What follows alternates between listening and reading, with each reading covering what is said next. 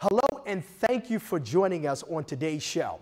We continue our introspective conversation about the black man's America. In part one of our discussion, the panel shared their thoughts on the treatment of the black community, the role of the black male that it plays, and what it is needed to improve black lives in the United States. And this episode, the conversation gets a little bit more personal. The panel will shed light on how racism, negative stereotypes, and the nation's invisibility of the black male aspects his mental state, behavior, and growth. I'm Simone Malone, and this is Like It Is. What we see around us, we don't believe that because we want to buy into standards. We have to prove that we're good fathers. When, as far as the mothers, it's just assumed. So I'll wait on the check. I'll keep my self-respect first. I'm a black man trying to save a black man, and I notice as I look around the whole room, there's no one helping me. The reality is, if it affects you, it affects me. We are so excited for part two of Like It Is. Thank our amazing panel that's here again for another episode. Give yourselves a hand. You know, gentlemen, it's a great feeling as your host here on Like It Is to be a black man in America. In fact, I am a proud African-American man in America that stands up for great morals and values. The first question I want to ask you guys, what does it feel like to be a black man in America? My name is Doug Page, and I can tell you that being a black man today is basically being an endangered species. That's how it feels to be a black man. And to be born in the 50s, and in the 50s you wanted to be white because everything you seen was white. Everything in television was white, everything in the magazine was white, your album covers were white. It was just a white world, so we was kind of brainwashed to want to be white. But today, everything's done mathematically and scientifically now, so being a retired police officer and knowing what it's like to be a black man and also to serve this country in the military as a black man, I feel like an endangered species. Because I actually can tell you, I actually locked up somebody in an 8-hour shift, and because I was black, I got locked off the second 8-hour shift because I was black. Wow. How long have you been a police officer in Philadelphia? 33 years, but I was a federal police. My territory is in Maryland, Delaware, Pennsylvania, New Jersey. Right. And you were 33 years as a police officer? All for 33 years. Congratulations. When did you retire? 11 years ago. Okay. So as a police officer, you dealt with a lot of issues with being a black police officer. Yes, I am. And we're going to talk about racism. We're going to get to that. But do you feel that as a black American individual that you have carried out your job effectively as a police officer in this city? I can say that I did my job as a black man, not a black police officer. Okay. That's how I did my job, to serve, protect my people. Mm-hmm. I didn't read police digests. I didn't own a police gun. When I got off work, my gun stayed at work. I didn't need one. Mm-hmm. I didn't plan on killing nobody. Gotcha. Let me ask you this. During the time that you were a police officer, did you ever shoot anybody that you had to, they almost died or to protect yourself or someone else? I can answer that better than that. I actually had the opportunity to kill quite a few people, but I didn't because there's only one creator for that. That's God. That's Gotcha. Not my job. Gotcha. So I never tried to shoot anybody, to kill anybody. Right. But I can say I seen a white officer kill somebody that just needed some medication, and I watched him die in my arms. Gotcha. It's got to be one of the coldest feelings in the world to feel, to have a black man die in your arms. Gotcha. And he's just a dead nigger, and you're just another nigger helping another dead nigger in a blue uniform. Okay. Yeah, my name is Steve Harrell. I feel proud of being a black man in America. However, it comes with a lot of stigmas because one, we're so low on the totem pole when it comes to employment, education, and I'm a school teacher and I'm looking at how the disparity is with no male teachers. Mm-hmm. So our males that are in school, what they're being taught a lot of times is not what they're going to see in their neighborhoods or throughout their life. And as they grow up, they become hopeless and they go into a shell, and then the ones who are educated has to deal with this because the ones who did not get educated, most of the times they live in in poverty or less than poverty. Okay. And that creates a lot of crime. So as a black man, like I said, I'm proud, but going out into the streets, I got to put a bulletproof vest on. Wow. And I don't think that that's cool for me to every day I got to dress up instead of putting my clothes on. I got to put a bulletproof vest on under my clothes just to do my daily day every day. Right. So are you afraid I'm that? proud, but I'm also, you know, disillusioned with the fact that we still have not understood that we have to come in numbers. Right. And we have to get educated. So when you say put on a bulletproof vest, are you afraid every day that you leave your home to go to work or whatever you do that something might happen to you? No, I'm not afraid of anything because the bulletproof vest is not for basically the violence. The bulletproof vest is for the hidden racism that's going on, where they smile in your face now and then stab behind the back with a suit and tie on. Yeah. You know, our own people, you know, when they see one of us this level, they want to bring you back down to this level. Right.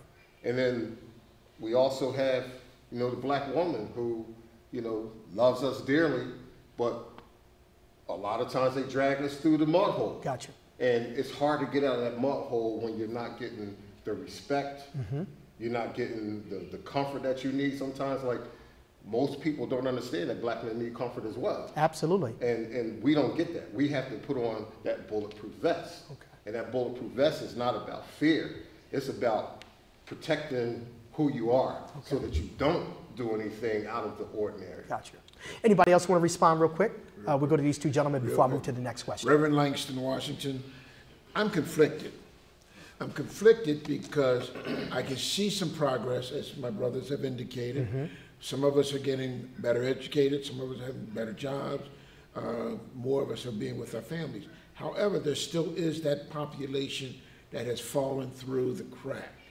Ride around the streets of the city of Philadelphia and see how many young African-American males are standing on the corner or standing at the corner store doing absolutely nothing. When there are jobs, and may not be the best job, Right. but there is a job. You don't need to be standing there. I'm proud of what I have accomplished. I'm proud of my family, which is a good thing.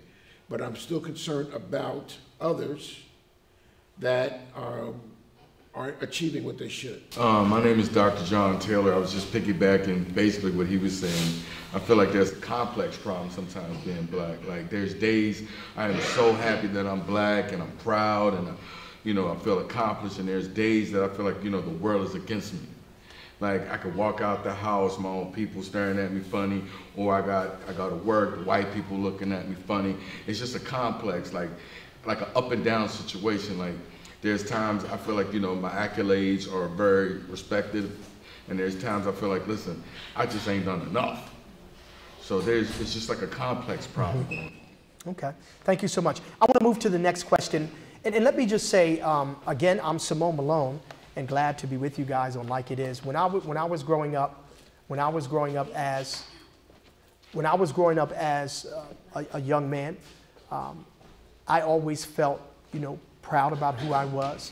But certainly, you know, our views from a boy to a man changes. So I want to ask you, what were your views on being black as a young boy to growing up to be a black man, I would say? Tell everybody your name. My name is Obona Hagins. Growing up, I really never thought about being black. It was just that I was. And it's really a shame that we even have to have that type of question, you know, what does it feel like to be a black man, when the reality is, do white people ask that question of themselves? Right. You know, so I guess really what I'm saying is that it's about being human. That's what we should be aspiring to, and not so much to how do we feel as a black man? How do you feel as a, you know, a white person? No, it's about being human, and how do we move forward as humans? So really, I think that question could be asked of white folk. Okay. Like, why do you feel the way that you feel about Afro-American men or black men? Because we are just being. We're just beings, so we shouldn't even have to ponder the question as to how it feels to be a black man. Yeah, great response. Yes, tell everybody your name. Sterling Johnson. Okay, Sterling. So, yeah, growing up as a boy, you don't really think about being black. I would agree. And then as you get older, as your body looks different, that's when the society lets you know where you are in the totem pole, and it's definitely at the bottom. Whether it's how you talk, you know, a lot of white men, white women will be intimidated by it. You'll have, you know, managers coming up to you in a bar or something and tell you that you have to leave. These are just common things because our bodies are threats to society. So those are just they teach us, right? And that's what you learn. And then, at least for me, my growth has been to connect with more people that are black and actually explore our culture, because we aren't taught our culture in schools. It's erased. All the things that have been made by black people that have been built in this country, all the neighborhoods, you know, all the good things. And I mean, what we learn about in school is that those places are there's nothing there. And then you talk to people on the ground, or you talk to people in your family, and they tell you all the beautiful things that maybe they aren't like part of a fortune, but they are part of our culture. So at least for me, it's been really about like appreciating like all the intricacies and complexities and the community. James Campbell. Okay. I'm actually feel the opposite. Growing up, I grew up with a predominantly Hispanic community, so I felt out of place all the time and very uncomfortable. And I was reminded that I was African American on a regular basis because of the population being majority Hispanic. But as an adult, I feel way more comfortable in my skin, and I'm proud to be African American. I love the history. You know, I feel stronger because of knowing my history, and growing up in that environment, you know, made me more proud to be who I am and develop a better, tougher skin, I guess, so to speak. And, you know, and I believe that if I didn't experience those things as a youth, I may have maybe been more in a bubble, I guess you could say. So, yeah, I feel proud. I'm very confident, regardless of what people feel or think about me. It doesn't matter. Right. So you said you were around a lot of Hispanics. Right. So did you grow up around a lot of Hispanics, or you were raised by a lot of Hispanics? I grew up on the border of Mexico. I lived in El Paso, Texas. Wow. So there was nothing but Hispanics, you know. So and there wasn't even that many Caucasians, you know. So the racism came from the Hispanics more so than anything else, you know. And actually, Caucasians were, you know, seen as inferior in a sense because they couldn't speak Spanish or things like that. So it was a lot different. The dynamic was a different environment. Yeah. Thank you for sharing. Al Flowers. Thank you. I'm listening to it, and I'm kind of in agreement with most of the people, but I was listening to the brother here. He was talking about he's a 50s baby, and so am I. And I remember coming up, you know, I had a split family for part of my life. One was living in the South in North Carolina, and the other one was here in Philly. So I had to split time back and forth. When I was here in Philly, I never really, at the time, you know, I didn't see a lot of things because I grew up initially in South Philly and it was mainly black. And so when I would go to do my little time in the South, I would see certain things, but I didn't understand it. I saw where the schools were separate. Right. You know, I saw where we couldn't go to restaurants, but I didn't realize that at the time until I got older. You know, because I never went to a restaurant until I became an adult, you know, but I didn't understand why we didn't go to restaurants, you know, because when we used to travel, we used to have a picnic back in the day. They used to have picnic benches on the side of the highway, and that's where we ate at. I thought that was a joy, but I didn't understand the reason why we did it was because we couldn't go into people's places. You know, when I got older, I understood that. And then the reality really hit me once I became a little older, and I understood, even here in Philly, that racism was just done a different way. You know, theirs was more blatant, but I found out one thing simply because of the fact the way blacks, they live side by side with whites in the South. Here in Philly, they didn't. So blacks had a better understanding of how to get along or how to circumvent certain things with whites. You know, they would say certain things and they knew how to get away, whereas here, we didn't have that experience. So once we had to go to schools with them, because I went to Roxborough High School. I had to transfer from Thomas Edison to Roxborough. and a white guy called me a nigga in the bathroom. That started one thing to another, and I got expelled, you know. But I'm just saying that, you know, it hits you when you get older, you know. But my parents did never even bring that to you. They kind of isolated you from that and showed you that, you know, you were equal and you could do whatever you wanted to do. That's the way we came up. Gotcha. We'll be right back.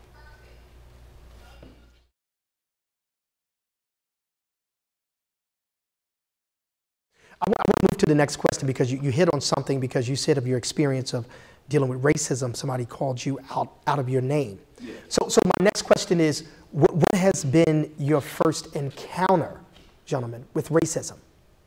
We'll go to you. Kenny Walker.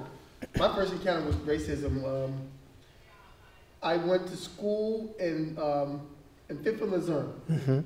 And my parents lived in Germantown, and me and my sister were latchkey kids. She was older than me. I was about 8 years old. My sister was about 10, and catching the bus. At that point, when you went to Germantown, when you caught the bus, there was a neighborhood you went through that was predominantly white at that point in North Philly, up near towards the end of Germantown. And my sister and I were waiting for the next bus to come. And a gang of white kids was in a car, and they rode by, and they said, you know, they called us out of our names. Niggers, niggers, niggers eat, you know. And I was 8 years old, and I cried all the way home. And that was my first experience with racism. And it was just very traumatic for me. Yeah. Did you understand at that time, as a little kid or young person, what racism was all about? I didn't. I learned. I learned because it was an experience for me. My parents had explained it to me, and I knew it was a bad thing because we were 8, and my sister was 10, I was 8. These kids were teenagers driving in the car. Okay. So they were laughing at us and pointing at us, and I think the thing that really stuck out in my mind is that my sister and I were the only black kids on that corner. And everyone else waiting for that bus was white. No adult actually said anything to these 2 kids crying in the corner. Wow. They just let us cry. Did it make you feel less than who you were as a child? I mean, of course. Of course, yes. Now, as you grew up, before we move to the next person that wants to respond to this, as you grew up, that thought of what happened during that time, did that bother you as you grew up as a young man? Yeah, it's always bothered me. And the thing of it is, you know, I'm 52 years old now. This happened when I was 8. Right. And I still remember it like it was yesterday, because that was my first experience with that much hate at one time. So, you know, it's something that's stuck with me, where there are instances where sometimes I expect things to happen. Racism. When I grew up in a small town in South Jersey that was a predominantly all-black town. And when we went to high school, we went to a mixed high school. So when I remember going my first day in high school, knowing that I was going to be with, you know, white kids too, expecting something like that to happen again. Gotcha. So it's something that sticks with me. As a kid, I grew up in a block that was filtered with drugs, violence, black mafia, Black Panthers. But I also went to Catholic school where it was mixed with black and white. So starting 3rd grade, we went out and we're Boy Scouts. So in Boy Scouts, there's a HACO every year where we all go to Valley Forge and powwow. And every year we went there, it was us against them fighting. So starting in 4th grade, I played sports. So every Saturday and Sunday that we went to the white schools to play, on the way there, we had to fight. On the way back, we had to fight. So I experienced racism at a very young age through propaganda, through the microphones that was running through the streets back in the day, and I can remember that stuff vividly. So I knew the difference between somebody being my friend and somebody not being my friend. And then on top of that, going to Catholic school, we had nuns. There were very few black nuns back then, so it was a favoritism thing. If you didn't have that color skin, you were getting, you could get beat back then. And they used to beat us with this yardstick with three-headed yardstick. But I never seen any of the white kids get beat. And they were just as bad as we were. Steve, they talked and everything. Steve, how did it make you feel as a young person during that time? As a young person, it made me angry because we always heard the stuff that they were doing, but we didn't see it until we got to be out there. But I've been hearing this stuff since I was knee-high about, you know, the disparities, the difference in the treatments, and the police brutality.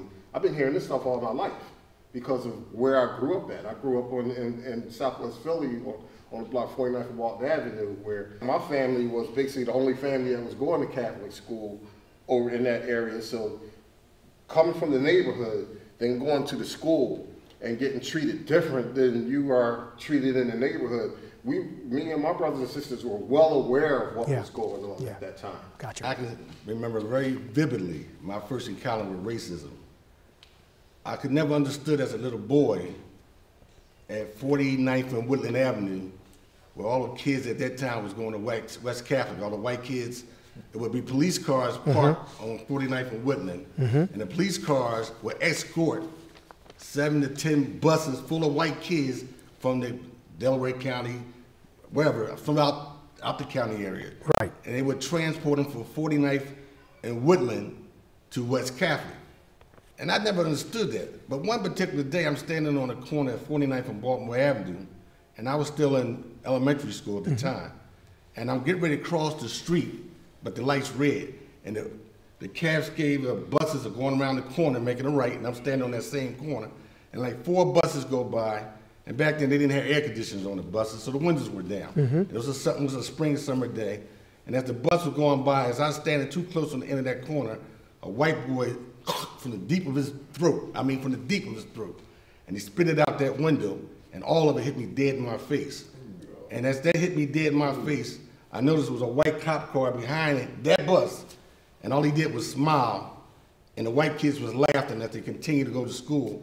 And I stood on that corner wiping all this caulk off my face and saying, where's the justice at? That cop seen these kids spit on my face, and that bus continued to go in for higher education. And my education was how to feel to be black on the corner of 49th and Baltimore back in 1960. So. Wow, amazing. My experience happened as I was in the United States Army serving my country. I was in training to go to Vietnam as a pre-training for commissioned officer status. And we were in our senior status and allowed to live off post in Columbus, Georgia. And my 2 roommates, one was 10 years older than me and the other was a couple years older, white Philadelphian. But the 29-year-old black man had a beautiful Pontiac. And we decided we wanted to get a pizza to eat out. And he threw the keys to me and I drove the keys. Now, properly credentialed, got my driver's license, got his owner's card, insurance card, beautiful Pontiac. And the white cop in Columbus, Georgia looked at me and he said, a young Negro like you should not be able to drive this kind of car, and arrested me on the spot. Wow. Took me to the police station and called the company that I was a part of, and the first sergeant, who happened to be black, and I'll never forget this man for this. He said, officer, I would suggest you let that young boy go now. Wow. He will be a second lieutenant in the United States Army in about 4 weeks. And if you don't, all hell will come down on Columbus, Georgia. Yeah. I was out in less than 30 minutes. Yeah. How did that make you really feel? I mean, to have that kind of experience like that. It belittled me, made me feel less than human. And here I am. I'm training to lead men in the United States Army, not to be a part of it. I'm going to be their platoon leader. And when I eventually got to Vietnam, many months later, most of my platoon came from white Oklahoma and Arkansas. I mean, that's what I was saying earlier. It's a conflict. How can you express yourself? How do you deal with that situation? I mean, and sitting here with my brothers here just brings back a flood of sometimes not very good memories. Got you. Go ahead real quick, and we're going to move to the next question. Real quick, I just wanted to support when we were talking about this idea of businesses not wanting you. I'm sure other people can talk about it too. And this white person points you out as a person that doesn't need to be there. Immediately, no questions asked, and you can say nothing. Got you. How many of you grew up without your father in your household. And what was it like? So I feel without having my father, I sought out father figures in a lot of the wrong people, and it got me in trouble a lot, you know. I felt if my father was there, possibly I may have not gone down the path I went down. So I used to look for father figures in my mom's boyfriends, people in the street, you know, looking, and then my brother even. But, you know, it was difficult, very difficult for me, you know. So you feel that it's important that the father should be in the home, and your reason being, tell me your reason being for that, because a lot of our young people are dealing with this every single day. Structure. You have more structure. Generally, the father is the disciplinarian. You know, a lot of times you fear your father more than you do your mother. It makes a difference. We should have both mother and father in the household, and that's what we'd like nowadays. And you can see the result is the way our society is nowadays. You know? Okay. Yes, sir. See, I met my father in the casket. That's how I met my father. That's why I said it's kind of important what I say, what I got to say.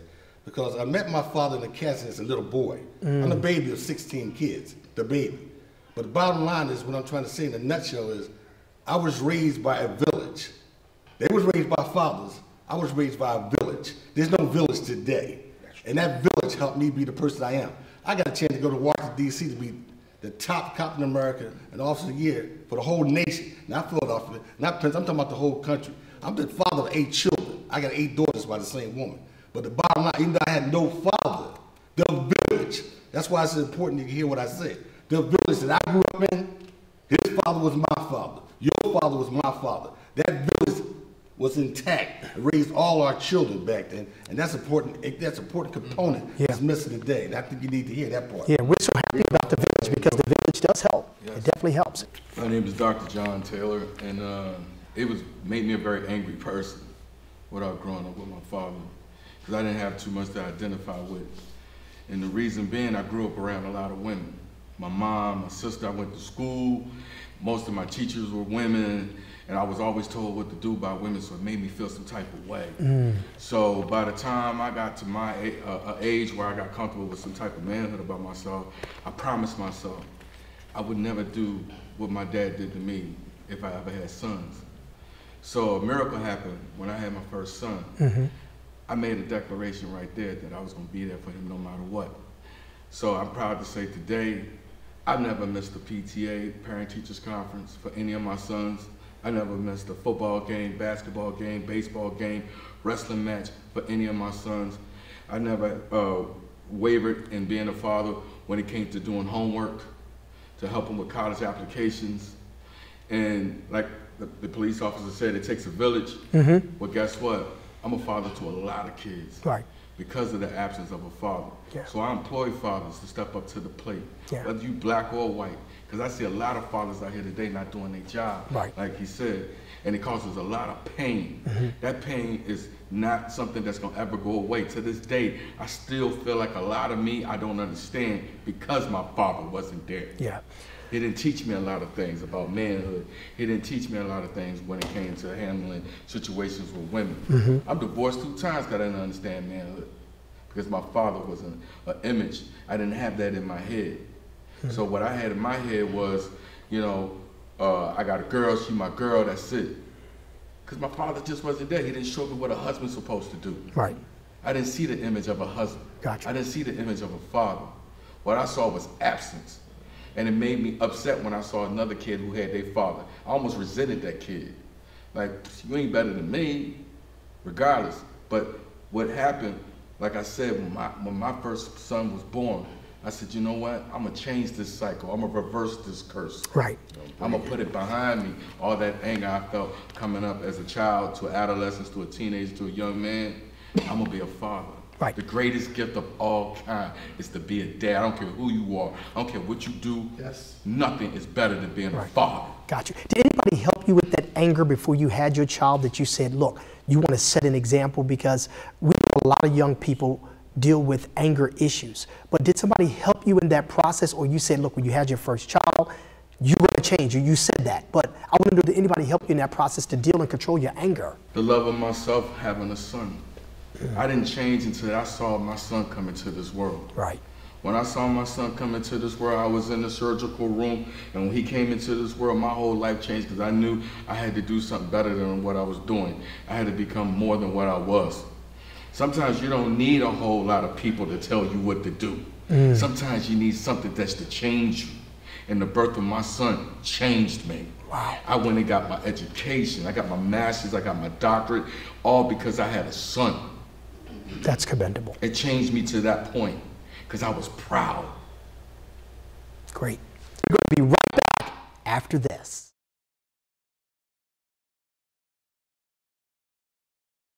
Welcome back to LIKeiT. Yes, sir. You know, I think there may be a misconception, particularly about the Afro-American fathers. There was a study done that showed that there are actually more Afro-American fathers involved in their children's life. And another way that I know that because I'm featured in a movie called Where's Daddy? And it's a documentary about the dysfunctional child support system and the men who navigated through it. Freeway is in it, Fred Barnett. But the point I'm trying to make is that Afro-American fathers are actually in the household. Right. The mainstream media tends to paint with a broad brush that the Afro-American father is not there, but it's more of the exception that the Afro-American father is not there than the rule. Gotcha. Anybody else before we move? Yes, sir. You know, I just want to touch on this. Okay. Because, and this is something to me because right now I'm going through a divorce and my girls, I have 3 teenage girls, beautiful teenage girls, and they stay with me 6 days a week. But once you're in the court, because I'm an Afro-American man, the mother has the kids and she gets everything and she gets the money and she gets the kids and you know, my girls want to be miserable because they call me up, Dad, I wish we still lived with you all the time because we're used to, you know, because I was always there active in my girl's life. Sure. You know, it's really, when you look at the court systems in regards to fatherhood, I saw a post on Facebook that a woman or a mother gets funding when they have a child and don't have a job, but the father goes to jail or loses his driver's license when they don't have the money to, you know, take care of the child. Right. So it's really something that, you know, in regards to fathers and fatherhood, we really need to get some legislation changed to make it more balanced. Gotcha. And just as a, you know, a side note, when I went for custody of my children, I wanted to be, you know, at least to have half, you know, so I took their mom to court because generally the mother gets everything, but I wanted it to be known that I wanted to at least have half of the time. And, you know, because I was able to get a lawyer and everything, I got primary physical custody and we had joint legal custody. And everything worked out pretty 98% of the you know, the time, everything was cool. That is so true. A lot of men don't think that we have a chance in court. That's right. I'm a single father of 3 sons. Like I said, I'm proud. I wasn't gonna lose that fight. Right. I didn't care about that damn divorce. Right. I didn't care about her not wanting to be with me no more. I knew I was gonna be in them boys' lives. It wasn't gonna be like you take them and I have to go pick them up and see another dude around them. Nah, that ain't going down. Gotcha. I fought just like you did. Exactly. And if you fight, and I tell every father, fight. And don't assume the court, the judge gonna be right. Gotcha. That's not always the case. Because right now they're reviewing my case because I fought. Right. You gotta pay to play. You want them kids, they worth every dollar for that lawyer. The other thing about that is that you know, a lot of fathers complain about paying child support. Well, it's either pay child support or keep the child in your life, and you won't have to worry about it. But exactly. You know, and the time that you spend with your children is priceless. Yo, I remember holding my twins, man, and I'm like, they're 21 now, and I'm like, oh man, it's over. You know, preaching, bro. Because listen, I say the same thing. My oldest is about to graduate. I'm looking at his baby pictures. I'm like, yo, I remember when I used to put your baby in your mouth. Acting like this. Because they think we're tough. It's a stigma for us, and it's definitely a stigma for black men to be tough and not not be that loving, and we are. Right. And we are. We're very nurturing and loving to our kids. Right. And you know, I'm very, like, my 3 girls are my whole world. We do a lot together. You know? It really builds up a great relationship with you. Like I said, The bonding is key. Not having a father is you don't know how to show affection to the children because you never had that from a father. And a lot of people, especially in my age group, will say you're gay or something because you give your kid a kiss or something. No. Because you don't know no better. Because there's a lot of people that did grow up and didn't see that. Right. You know what I mean? So that's something else that we gotta learn. Yeah. You gotta learn how to be able to show affection. We gotta learn how to stop making excuses. Period. That's what we gotta learn. I agree with that. Yes. Yeah. We gotta learn, stop making excuses, stand up, lace up your boots, be a black man and raise your children. Raise your If you lay them together, raise them together. Don't let the system take advantage of that. I'm out in the streets every day telling kids every day, you make them, take care of them. That's right. Take care of them. That's right. And I'm gonna tell you from the bottom of my heart, I told you, I've been to the White House twice. It meant nothing to me. It meant nothing to me. But it made something to me was I was actually nominated one of the best fathers in the city of Philadelphia. Right. That was the most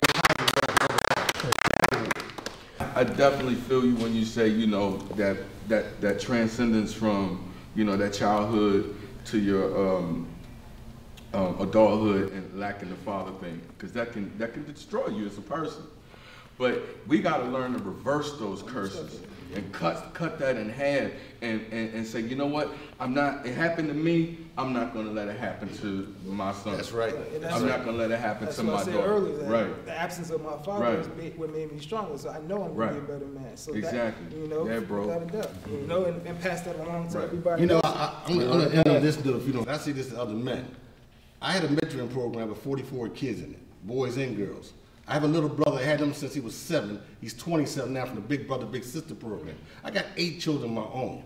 I got kids in 4 states. For when a black man tells me he ain't got time to raise his kids, I ain't trying to hear that. No. I ain't trying to hear that. I'm the wrong man to tell that to. So all these excuses about this and that, we need to stand up, lace our boots up, be a black man, save our children. Save our children. Don't talk about it, be about it. Yeah. That's it. He hit the nail on the head when he said it takes a village. That's right. Like, if I know your son needs, I should be eager to help. Because that's what community's all about. Yeah. And like he said, we're losing that. We shouldn't lose that. We need to go back to that. Gotcha. Because it starts with the babies. Yeah.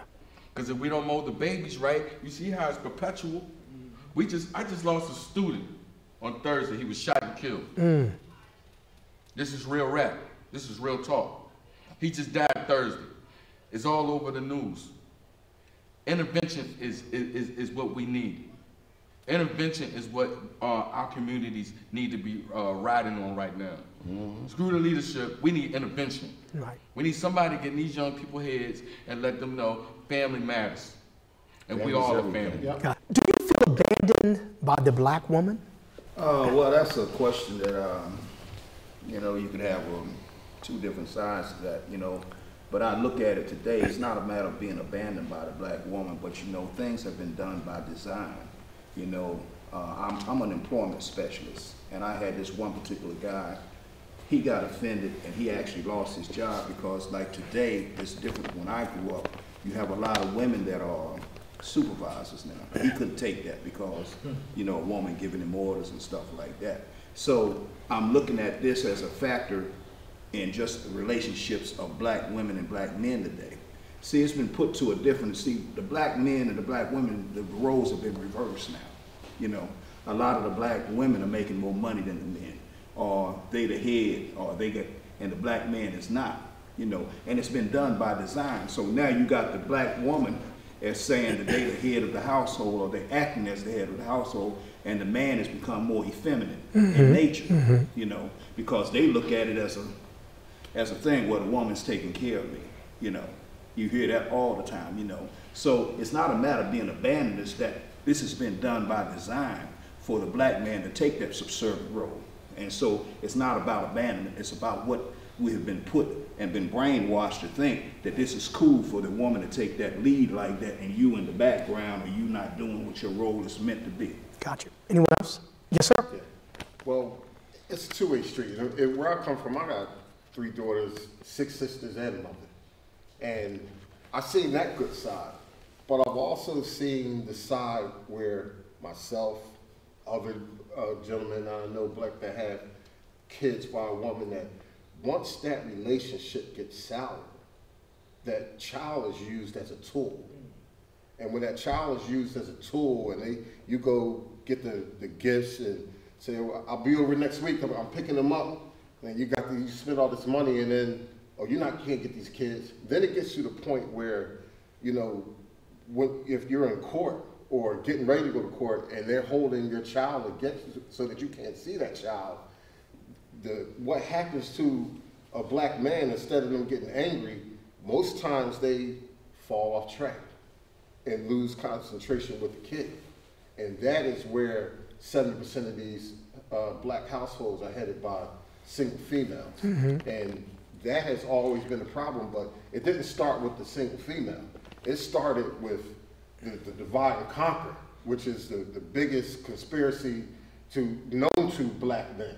When the projects came in, you know, you can live in this project, Mm-hmm. make all the babies you want, but that black man can't come in there and move in that house with you. So the divide and conquer situation is what put them in that situation to say, you know, I don't need you. So when you have that situation say, I don't need you, what that does to a black man is say, okay, I'll give another one because it's 8-1 out here, but then you leave in this family here. Good. So staying right there, do you feel that opportunities have been limited? Yes, of course. Okay. I'll come back to you. Go ahead. Opportunities have been limited. You just look at the education system. Mm-hmm. The bigger your house is, the more expensive your house is, the better education you're going to get. That's not fair. So from an educational perspective, we're way out the ballpark. So no, we're messed up from an education perspective, from what they're teaching us in the school, and again, from what they are teaching us. We have to start determining what should be taught. You know, for example, the majority of Philadelphia is Afro-American, but they don't have Afro-American studies in the public school system. So, no, the education system in America leaves a lot to be desired. Got you. Go ahead. Yeah. In terms of education, even if you do get your education, which, I mean, I have a bachelor's, a master's, I have a JD, I went to good schools, there's still racism, there's still cronyism among people with power. Oh, Lord, yes. There's still people with doing unpaid internships because they got money that can float them. If you're poor and you're black and you don't have the networks, it doesn't matter. It doesn't. I come to people with degrees. I come to people with knowledge. It doesn't matter. There's still especially being a black man, definitely. Is that you better hold on to the nearest white person so they can get you into the place. But if you get out of line, you'll be the first one cut too. Gotcha. You want to say something? Yes, sir. Yeah, I just want to piggyback off of Orvana when he was talking about the education. I taught 8th grade last year, and when I got to the school had already been in session for 2 months. The teacher left, so I got transferred over there. And when I got to look at my social studies books, I taught English and social studies. I looked in the social studies book, they told me to start on page 150. So I said, what about the pages before then? Because these grades that I'm looking at, like, they didn't learn anything. So my chair, who was head of the English department and social studies, told me, well, you can bypass the first 5 chapters because it's not relevant to them. Mm-hmm. I said, okay, I'll do that. But then I started looking at what was in the first 5 chapters. And the first 5 chapters, it was how Christopher Columbus came over and duped the Indians. Then the next chapter was on slavery. So they asked me to skip all 5 of these chapters. Mm-hmm. So when I didn't skip the chapters, I was a marked man after that. My chair broke, I couldn't get a chair. Everything. I didn't get invited to the graduation.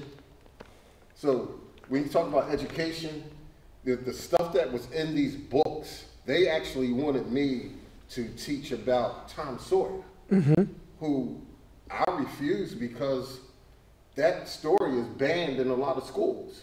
But in Philadelphia, it's not banned. But in a lot of states, that book is banned. Huckleberry Finn is banned. And they wanted me to teach Huckleberry Finn instead of teaching these students about where they come from the people of color who was in this land and the people that were brought over to this land to make this land. Gotcha. And when we talk about education, you know, again, when the other gentleman was here, he talked about, you know, the difference in the education of what we are able to receive as education is totally different than what they're learning out in the suburbs. The books are totally different. In the Philadelphia schools, they don't take books home. They take pamphlets home that was photostated from the books. They don't even own books. And when you don't own a book that you could take a hard copy book home and study, you're not going to get the knowledge. So by the time they get in high school, and ready to go to college, they have to take summer courses because their education is not good enough to deal with a college education. We will be right back.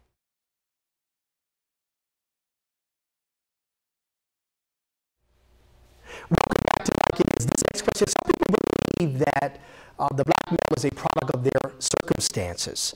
Can you explain why that is not true? We are a product of our environment, but we were all born with certain things that we are capable of doing. I don't care whether you are black, white, purple, pink, green, or whatever. If you are 1 year old and you sit down in front of and take a quote intelligence quotient, you're basically all going to be about the same, unless you were born with, you know, an abnormality. But otherwise, you're pretty much equal. It is the environment that you're a part of, what you see, who you interact with, how you interact with your families, how you interact with your friends. That's what makes us who and what we are later on in our life. So we've got to understand that don't put me in a hole that says, well, because I am this color, this age, that I should be this way.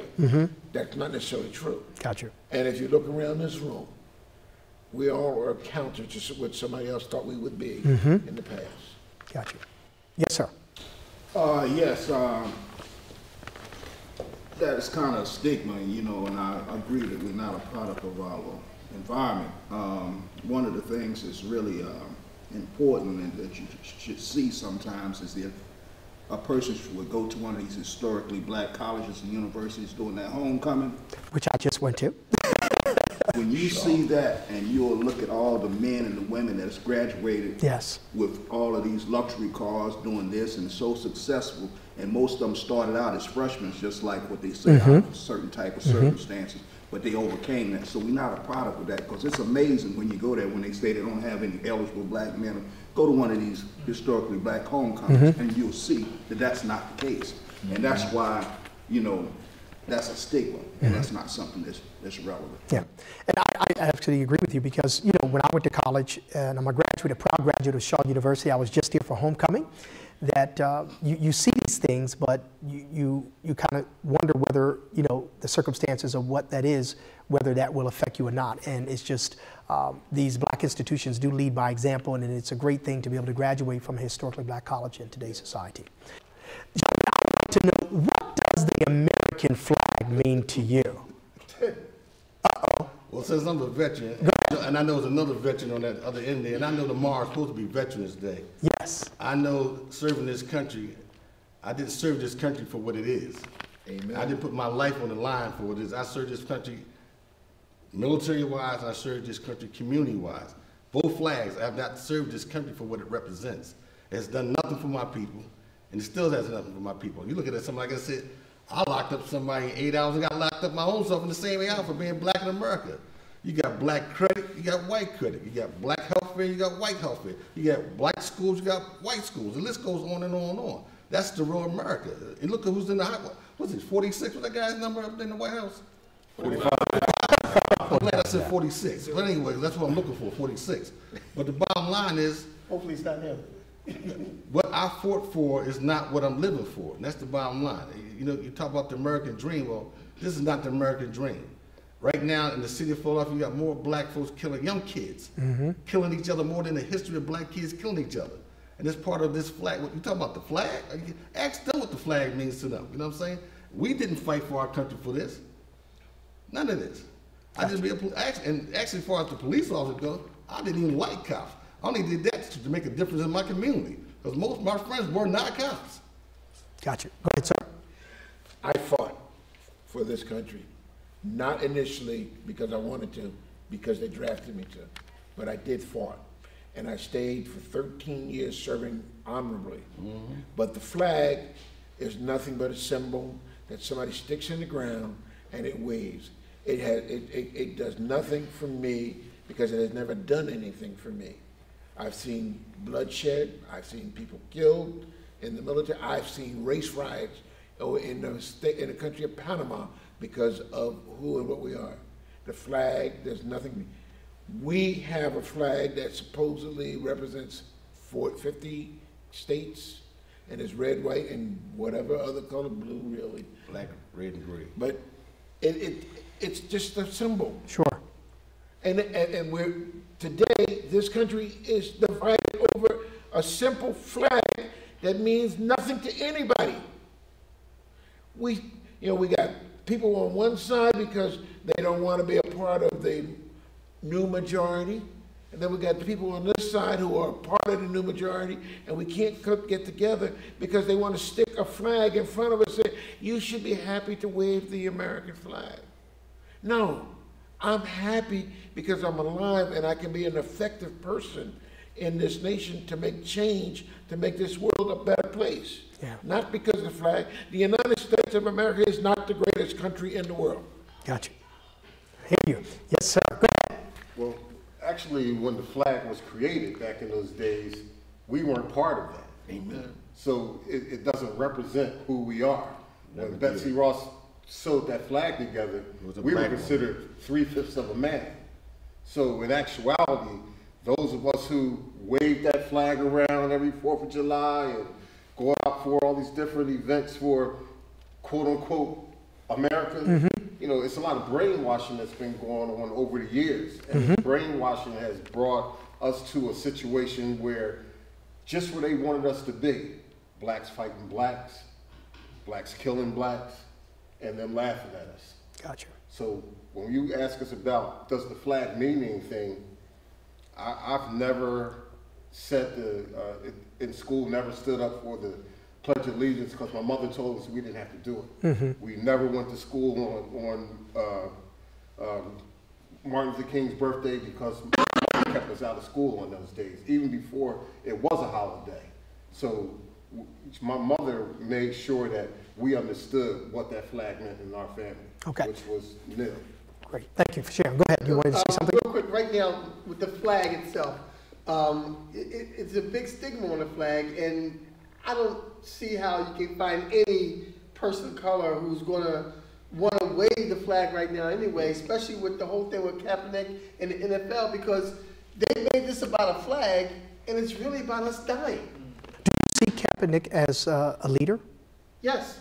Yes. He's somebody we should all be proud of, man. Yes. Somebody Living who, martyr. yeah.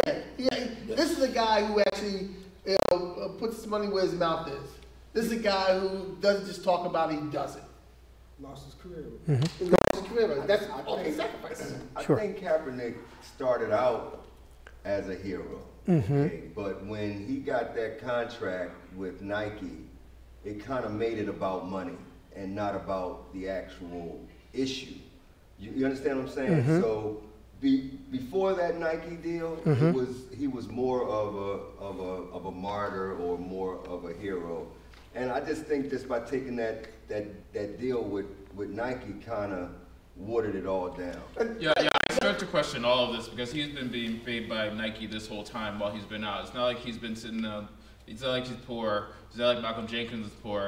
I don't know. I do question corporate, like social responsibility stuff. And Nike still has sweatshops all over the world. And the American flag stands for domination, economically, militarily, across the world, control of other economies, control of other people. That's what we do. That's what creates this studio. That creates all of our incomes in this country. The backs of women and men all over the world. I commemorate Nike for giving him the money while he was out because nobody wanted to hire him. Yeah, but you still can't but you still can't take away him being a hero for what he does with his money and his time. Let's get to the flag. The hero piece is this. Let's look at what Muhammad Ali did and what Kaepernick did. Okay. Now, there is no real comparison. Muhammad Ali was a hero. Kaepernick was a hero, but he still was getting paid. Muhammad Ali, he lost. Gotcha. See, we talking about individuals. We supposed to be talking about the flag. Yeah, but we'll go to the next. We'll go to the next. Let's get this thing right about the flag, because apparently a lot of us don't understand things. They desecrate the flag every Sunday. Did you know that? Did you know that? They desecrate the flag every Sunday. That flag is being when they take that flag and lay it across the field, and everybody's waving like that. You're not supposed to do that. And a veteran would tell you, you're not supposed to do the American flag like that.